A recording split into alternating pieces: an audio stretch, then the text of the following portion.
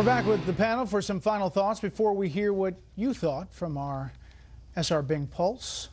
Steve. Well, it was a fascinating interview. I mean, I thought Greg Palcott asked some very tough, hard-hitting questions, which couldn't have been easy. He pressed Bashar Assad on the details. He followed up with evidence. I thought Bashar Assad at times came across as delusional, and I think in some cases he wasn't the only delusional person in the room. Some of Dennis Kucinich's questions were totally absurd. At one point, he suggested that Assad might pave the way towards a new roadmap towards world peace, beginning with you giving up your weapons, and asked about Assad starting a peace process. That's just not in touch with reality. It's been great having you on the panel. Thanks. James. Look, not all of the questions were the ones I would have asked. One question that went unasked that I would have liked to have seen asked would have been, Mr. President, what have you done wrong in this conflict? What mistakes have you made? And that might have forced him into some measure of candor, might have.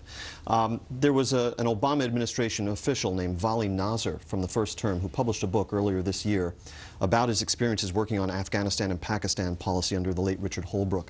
And in that book, there are some very damning conclusions about the way foreign policy and national security policy is arrived at in the Obama administration, basically to the effect, as Nasr wrote, that President Obama surrounds himself with a very small coterie of advisors, some of whom have no experience in those disciplines, and from whom he is apt to get his last word, and on whose advice he is apt to make his decisions.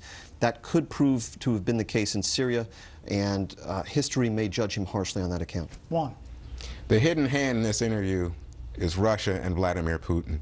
Time and again, when Assad was pushed, the backup was Russia. He agrees to the deal, Russia. He says that Russia has other evidence, that it's the rebels, it's the terrorists that are doing this. That's language that comes from Putin talking about his own problems.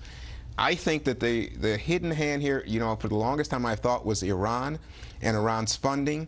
But now and more it seems to me that he is in bed with the Russians.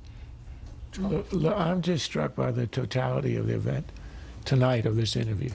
Here's a guy who a month ago committed what our Secretary of State has said is a moral atrocity and was a pariah in the world, and Russia, protecting it at the UN, was courting pariah status of its own.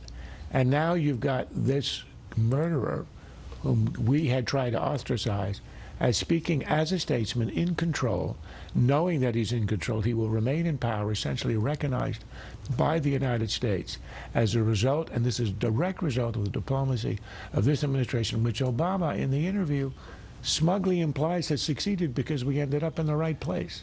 I think that's delusional, to use a word that's been overused tonight.